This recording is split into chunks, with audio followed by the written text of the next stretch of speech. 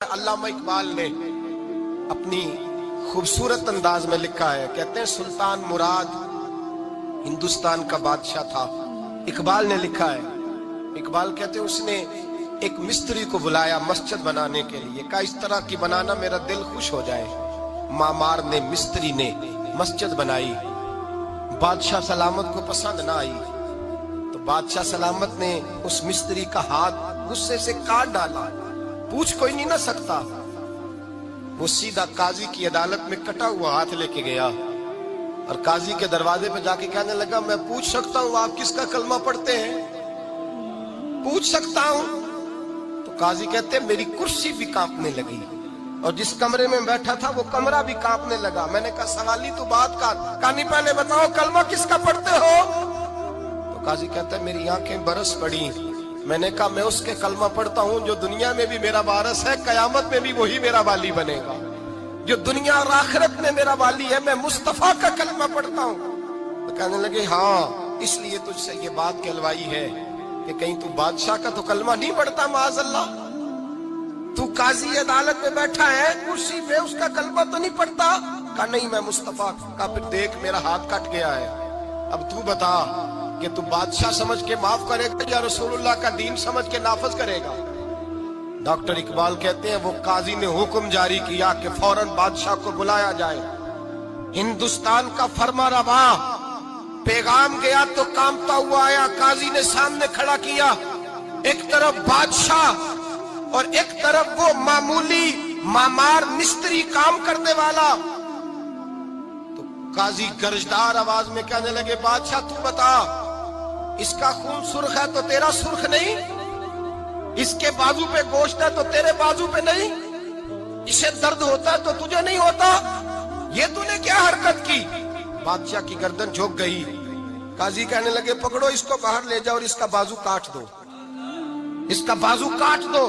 Doctor Iqbal कहते हैं जहां कांप रहा था सारा कुछ, वहां खुशी के शादियाने बजने लगे।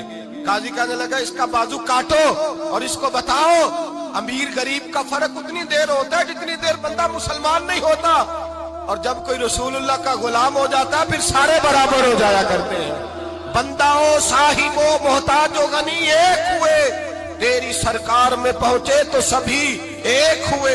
तेरी सरकार में पहुंचे तो सभी एक हुए। और अपनी मिल्लत पर कयास अक़वाम मगरिब से न कर, खास है तरकीब में कौमे रसूले हाशमी। ले जाओ काटो इसका बाजू।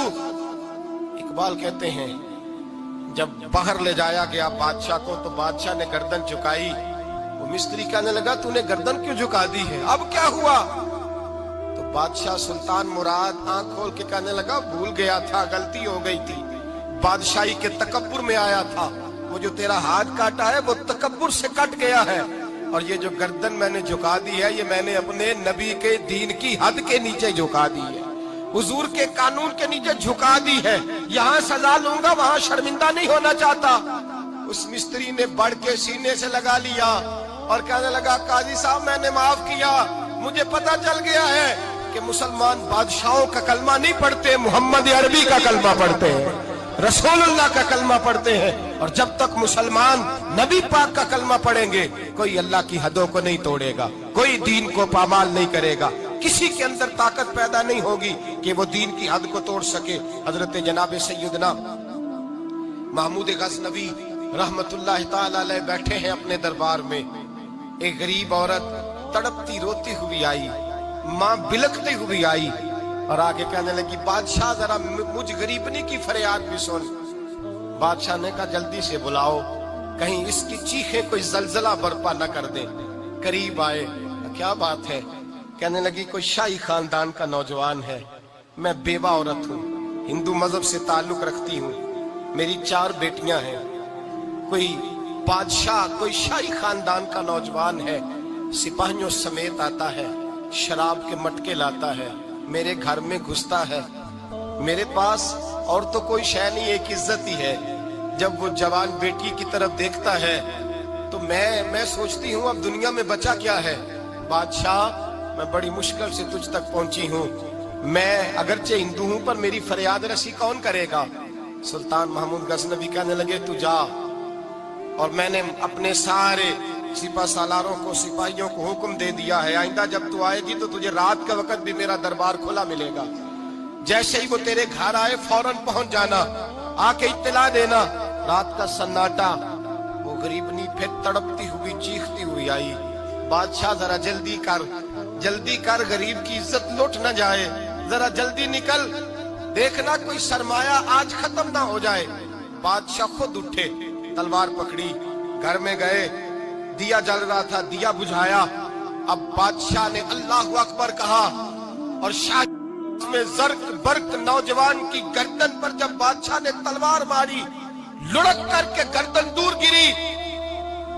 پھر ہندوستان کا فرما روا سجدے میں گرا، کہنے لگا اے اللہ تیرا شکر ہے، اے اللہ تیرا شکر ہے، اے اللہ تیرا شکر ہے۔